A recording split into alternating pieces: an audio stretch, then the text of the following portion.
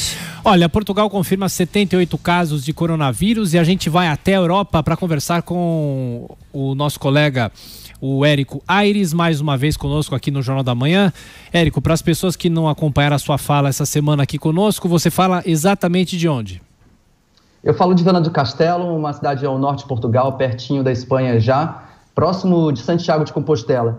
E, Tiago, uma coisa interessante, no meio desse caos todo, enquanto os mais velhos estão correndo para os supermercados para estocar alimentos, ontem eu, inclusive, fui ao supermercado, parecia uma véspera de Natal cheia de gente, os jovens dessa geração chamada de millennials, parece que não tem nada a perder.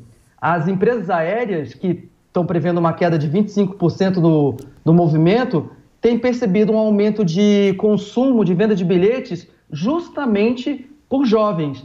Jovens que dizem que tem um slogan que é, já que a gente vai morrer um dia, que seja. E eles estão aproveitando a baixa de preços para viajar.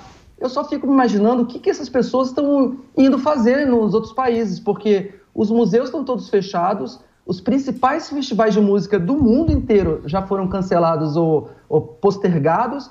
Eu realmente não entendo a cabeça dos jovens. E para você ver, não sei se a gente tem essas imagens aí, talvez a gente consiga recuperar depois, ontem fez um solzinho aqui em Portugal, sobretudo na região do sul, ali de Lisboa para baixo, e a juventude portuguesa que está sem aula e sem trabalhar, aproveitou para cair na praia. As praias estavam lotadas, Cascais, que é a Ipanema de Portugal, estava parecendo justamente Copacabana, assim, não tinha onde botar o pé, todo mundo lá curtindo a praia, uma coisa realmente difícil de entender. Por sinal, os comediantes têm feito muitas piadas usando o coronavírus, o Covid-19 como assunto. Outro dia eu vi uma que era, se alguém bater na porta da sua casa, não entregue seu dinheiro para descontaminação, porque o dinheiro aqui, uma das regras que falam é para você não ficar manipulando muito o dinheiro, usar mais o dinheiro de plástico, né?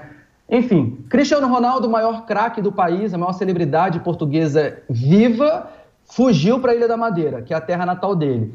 O companheiro de quarto dele lá no Juventus de Milano, o Daniele Rugani, foi testado e deu positivo para o Covid-19, e aí Cristiano Ronaldo fugiu lá para a Ilha da Madeira, está lá numa quarentena voluntária, mas diz que está muito bem. Mas falando sério, a Direção Nacional de Saúde Portuguesa entende que a gente vai entrar agora numa fase que não chegou no Brasil ainda, que é a terceira fase, a fase mais crítica da doença, onde a curva vai ficar mais alta. E aí, como a gente vê, como o Constantino falou aí agora, e o problema da Itália era a falta de leitos, a discussão agora é se Portugal tem leitos suficientes para receber a quantidade de pessoas que podem se contaminar durante esse período mais alto. O secretário de Saúde fez um balanço da infraestrutura, o país tem 968 vagas de UTI, com 593 para cuidados intermediários, e 2.000 camas em isolamento. Essa terceira fase, o fato de a gente entrar nessa terceira fase, o governo obriga que todo tipo de estabelecimento de saúde, privado ou público, passe a receber as pessoas que estão com suspeitas e doentes de Covid-19, uma coisa que não acontecia até agora. Até agora, os casos eram orientados e encaminhados para os hospitais de referência, mas com o aumento dos casos, que você viu, duplicou da minha última entrada, eram 30 casos, agora a gente está com 78, eles passam já a poder ir em qualquer hospital e receber o atendimento. Ontem aqui em Portugal, o caso que chocou foi de um homem que passou 10 horas dentro do carro, na porta do hospital no Porto, sem conseguir ser atendido. Isso deu um bafafá, a imprensa caiu em cima, foi uma confusão. E referente ao caso de Brasília, do homem que a justiça obrigou a entrar em quarentena obrigatória, né? Portugal já também debateu sobre esse assunto. Aqui, a justiça tem jurisprudência sobre esse assunto, e quem for pego com intenção de fazer ações com intenção de contaminar as outras, pode pegar até 5 anos de prisão. E a justiça pode determinar o a quarentena voluntária. Eu queria instigar o Constantino e o professor Augusto Nunes a debater um pouco mais sobre essa medida controversa dos Estados Unidos de cortar os voos entre o continente europeu e o estado de lá, e o país. Eu percebo que a gente não tem, como o Ulisses Nunes falou, a gente não tem alguém tomando a frente, a ONU está calada, a Organização Mundial de Saúde está calada em termos de práticas para conter o avanço da pandemia no mundo, e a gente vê, enquanto isso, cada país batendo cabeça e ninguém está falando da África.